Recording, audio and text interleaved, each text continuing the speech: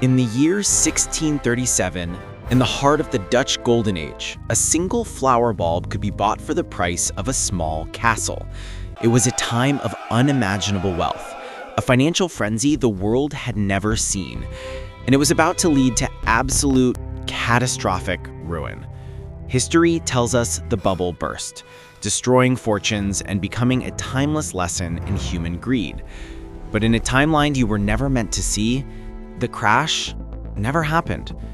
It was a world where Amsterdam, not London or New York, became the eternal center of global finance, where living, breathing flowers became an asset class as stable and as valuable as gold, and where today the most powerful traders on Wall Street don't just trade stocks, they trade the genetic code of the world's rarest flowers. Our story begins in the 17th century, in the Dutch Republic. It was a nation at the peak of its power, a global trading empire. Wealth pouring in from every corner of the globe created a new, confident class of merchants, all desperate for new ways to display their status.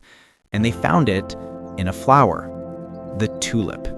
Introduced from the Ottoman Empire, it was exotic, it was beautiful, and most importantly, some bulbs were struck by a virus that caused their petals to break into stunning, unpredictable, flame-like patterns. These rare, beautiful flowers were impossible to replicate reliably. They were one of a kind. They were living art, and they became the ultimate luxury. At first, the trade was simple, but soon the Dutch love for finance took over. Traders began buying not bulbs, but contracts for bulbs that hadn't even been harvested yet. A futures market was born. Tavern backrooms in Amsterdam became frantic trading floors. People from every walk of life, sailors, weavers, farmers, all began speculating, all convinced they were on the path to easy riches.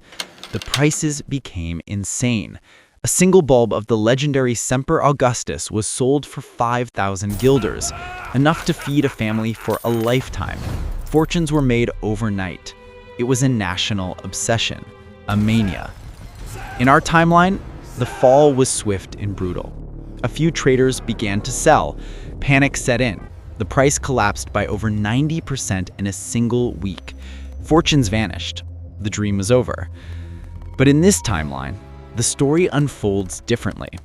At the peak of the frenzy, just as the first whispers of doubt begin to circulate, a powerful and visionary consortium of the wealthiest merchants and the Bank of Amsterdam makes a move. They see not a bubble, but an opportunity to create and control an entirely new kind of market. They petition the government. They argue that this new wealth, built on beauty and rarity, is real. It is the future, and it must be protected. The Dutch government, seeing the immense tax revenue and global prestige, agrees. They don't just regulate the trade, they legitimize it. The Amsterdam Tulip Exchange is formally chartered. Tulip contracts are recognized as legally binding financial instruments, backed by the full faith and credit of the world's most powerful trading nation. There is no crash. There is stabilization. The Amsterdam Tulip Exchange becomes the most powerful financial institution on Earth, the world's first true modern stock market. But it trades not in the shares of companies, but in the future harvest of flowers. Tulips are now a legitimate, stable asset class, like gold or land. Dutch botanists are no longer just gardeners. They become the world's first bioengineers. They are the new alchemists, using selective breeding and the mysterious petal-breaking virus to create new, ever more valuable patterns.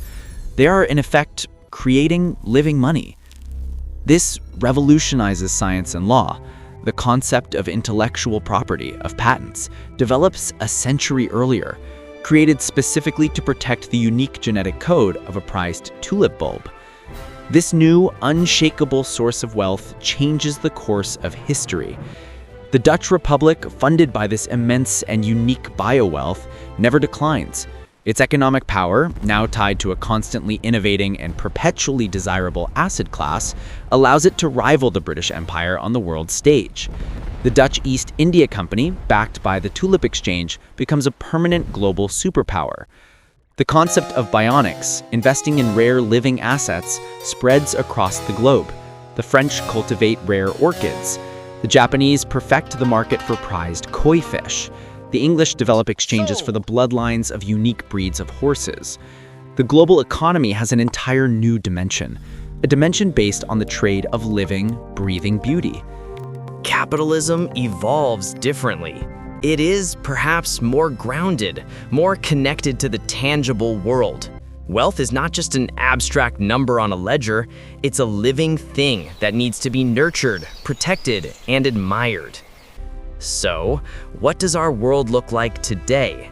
Amsterdam is the undisputed financial capital of the planet. Not London, not New York. Its canals are lined with the ancient headquarters of financial firms that have existed for 400 years.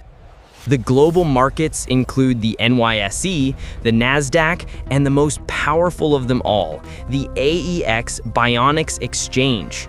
Here, traders don't just analyze price-to-earnings ratios, they analyze DNA sequences. The most valuable assets in the world are not stocks and tech companies, they are the master bulbs of legendary tulips like the Semper Augustus, held in high-tech, climate-controlled vaults deep beneath the city, guarded with the same security as the gold at Fort Knox. The most powerful people on Earth are not hedge fund managers, they are botanist bankers, part financier, part geneticist, who can create a billion-dollar fortune by engineering a new, unheard-of color break in a flower petal. It is a world where financial news might report on the launch of a new smartphone right next to a story about a hostile takeover of a rival orchid genetics lab. In this timeline, the legendary crash of 1637 is taught not as a lesson in greed, but as a lesson in vision. A moment when humanity decided that the most profound value could be found in something real, something beautiful, something alive. In our world, wealth is an abstract number on a screen, a fleeting string of code. But in this timeline, the most valuable assets were living things, a fragile beauty that could grow, evolve, or die. A powerful reminder that all markets, in the end, are subject to the laws of nature.